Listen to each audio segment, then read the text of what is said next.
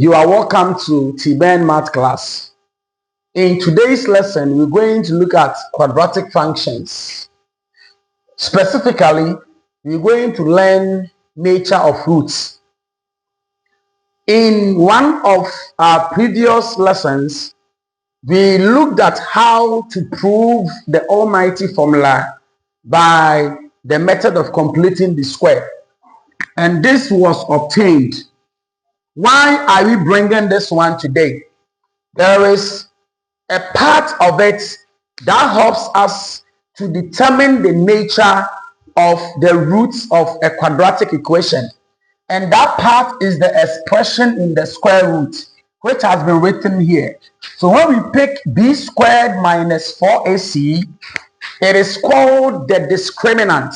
Before you can determine the nature of the roots of a quadratic equation, you should find the discriminant first.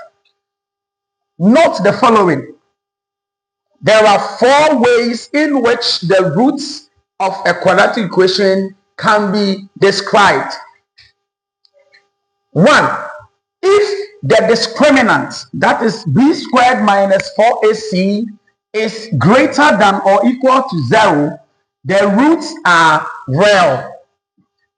If you get an answer which is greater than or equal to 0, we say that such roots are real. 2, if the discriminant is greater than 0 without less than, we say that the roots are real and distinct or different. It means that the roots will be real roots and will be different. So you don't get the same answer. They are real, but the two roots will be different. 3, if the discriminant, that is b² minus 4ac, is less than 0, it means that if it is negative, the roots are complex. In other words, we can say that the equation has no real root. So if the equation does not have real roots, it means that the roots are complex. Lastly, if the discriminant is exactly 0, if it is equal to 0, then we say that the roots are real and equal. So we can also say that the equation is a perfect square. The equation is a perfect square. It means that before you can describe the nature of the root of any quadratic equation, these should be known. In our first example, we are to describe the nature of the roots of the following equations. We have 4 different equations that we are to describe their roots. We are going to deal with them one after the other. So let's start with the first one. The first one is x² minus 6x plus 9 is equal to 0. As it was said, if you want to describe the nature of the root of any quadratic equation, first and foremost, you should find the discriminant. So let's look at how to find the discriminant. The formula for the discriminant is b² minus 4ac. So from your quadratic equation, you should identify your a, you should identify your b, you should identify your c.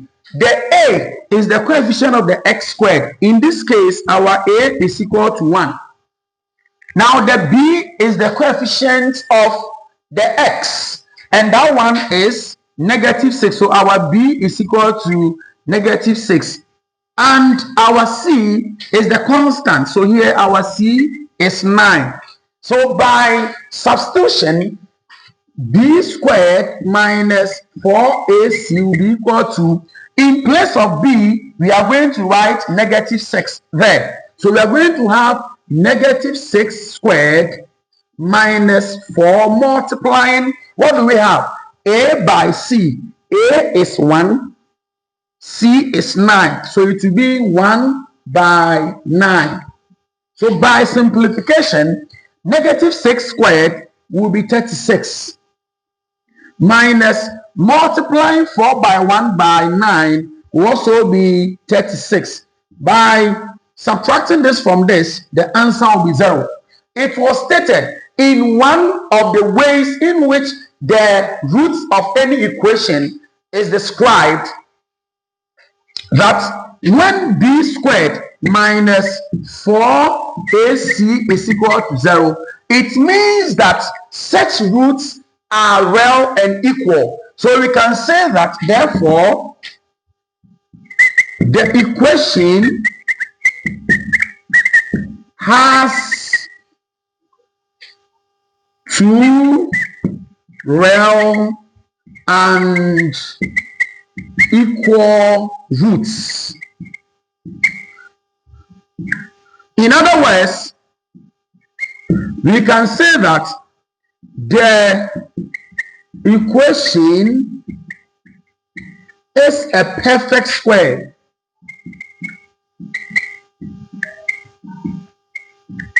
Why are we saying that? We are saying that because the discriminant is 0. Anytime you solve and you get 0, it means that the equation has two real and equal roots, or you can say that the equation is a perfect square. The second one also has 2x² minus 5x plus 3 equal to 0. Because we know the formula for find the discriminant, let's get our a, b, and c, and straight away we do our substitution. So what is our a? I said the a is the coefficient of the x². In this case, it is 2. So my a is 2. My b is the coefficient of the x. And what do we see in front of x? -5.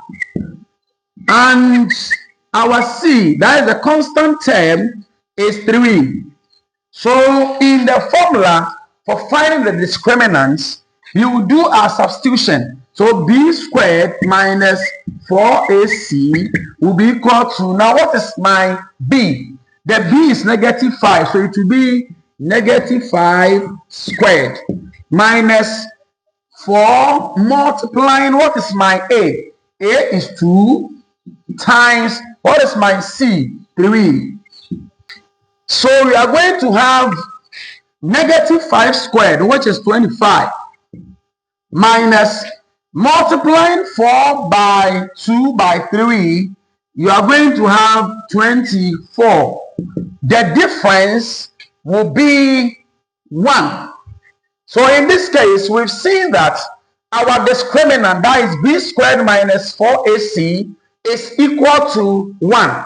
And it was said that when b² minus 4ac is greater than 0, in this case 1 is greater than 0, we say that the equation has two real and distinct roots, or two real and different roots. So what will be the description? Therefore, the equation has two real and distinct or different roots. So that will be the nature of the roots of such an equation. In example 3, we have 3x² minus 2x plus 4 equal to 0. So let's determine our a, b, and c. Our a from this is 3. Our b is -2. And our c is 4. By substitution, b² minus 4ac, that is the discriminant, will be equal to, my b is -2, so I'll have -2² minus 4 multiplying ac. So a is 3, c is 4. So we are going to have 2² will be 4 minus multiplying this by this will be 48. Now, when you find the difference, you are going to have -44. What was said about the nature whenever the discriminant is negative? So in this, we can say that the discriminant is less than 0. So when it is less than 0, it means that the equation has no real roots. In other words, it has complex roots.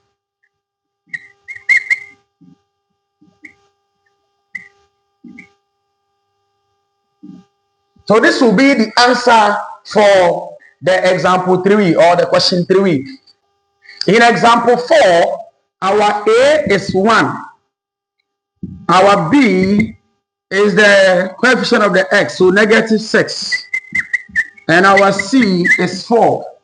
In the discriminant, b² minus 4ac will be equal to, by substitution, our b is negative, so it will be -6² minus 4 multiplying 1, that is A, by 4, that is C, so 1 by 4.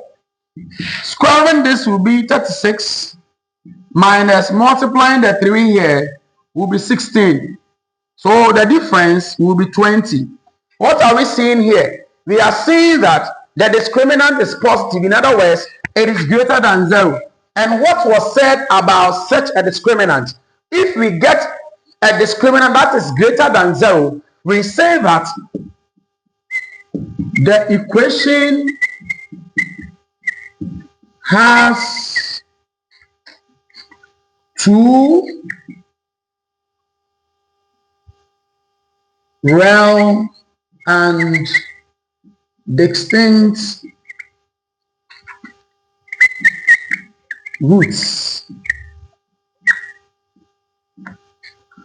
The equation has two real and distinct or different roots. So that will be the answer for the question 4. In example 2, we are to find the values of p for which the equation 2p plus 3 or x² minus 6x plus 4 minus p equal to 0 is a perfect square. Now when we say an equation is a perfect square, then it means that its roots are real and equal. And whenever the roots of a quadratic equation are real and equal, it means that its discriminant is equal to 0. So let's see how to go about it. So b, the discriminant is b² minus 4ac equal to 0. It means that the discriminant here, when the values are known and we find that it should be equal to 0. So now that we have this, we will go to the question. We get our A, we get our B, and then our C. From the previous question, I said that the A is the coefficient of the x². So what do we see in front of the x²? It is 2p plus 3. This is our A. Now what is our B? The B is the coefficient of the x, and that is -6. And our C is the constant term, the term without x. So we can see that the whole of this does not have x. So therefore, our C will be that expression, which is 4 minus p. By substitution, wherever we see b, we are going to put a value which is -6 there. So it will be -6² minus 4 multiplying A. What is my A? My A is 2p plus 3. And then my C is 4 minus p. And this should be equal to 0. You will begin simplifying it. So here we are going to have 36. Since the -6 there when squared will give you 36. We have -4. Let's deal with the one in the bracket first. Multiplying 2p by 4 will be 8p. Multiplying 2p by -p will be -2p². Multiplying 3 by 4 will be 12. And then finally, multiplying 3 by -p will be -3p. And this will be equal to 0. Now, what is in the bracket can further be simplified. So we have 36 still here, 4 in a bracket. If they are to be rearranged, we have negative 2p squared. Now we have 8p and then 3p. So 8p minus 3p will be 5p. And then the constant there is 12, and this is equal to 0. Having simplified what is in the bracket, we will now multiply the expression by the number outside the bracket, and that is negative 4. So we have 36. Negative 4 by this will be positive 8p squared. Negative 4 by 5p will be negative 20p. And then negative 4 by the 12 here will be negative 48, equal to 0. Now, we have also gotten some like terms here, this and that. So let's simplify them. We have 8p squared minus 20p. Now, simplifying this and that will give you negative 12 equal to 0. Now, let's see if it can be simplified. Now, we can see that the 3 terms here has a common factor that can go into each of them, and that is 4. So when we divide here by 4, here by 4, here by 4, this one 2 by 4, 4 goes here 2p squared, 4 goes here 5p, and then 4 goes here negative 3, and this will be 0. Now, by factorization, we know clearly that when you multiply the 2 here by the negative 3 here, it will give you negative 6.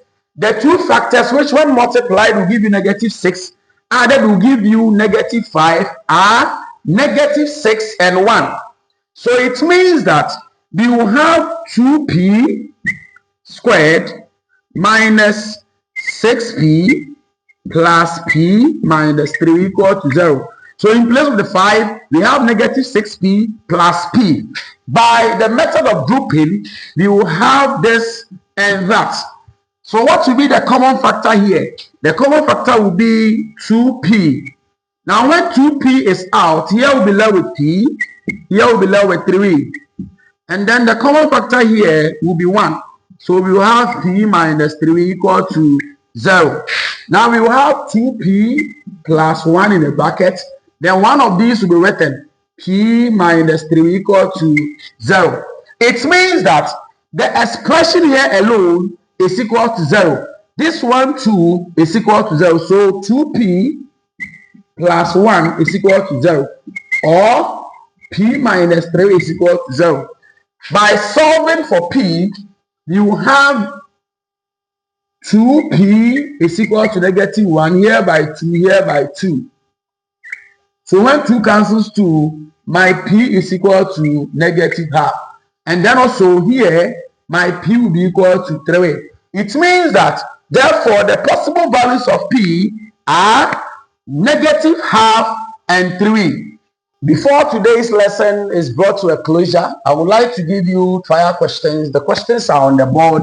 Solve them, put your solution at the comment section. If you really found this video useful, subscribe to my channel and like my video. We'll meet another time for another lesson. Until then, goodbye.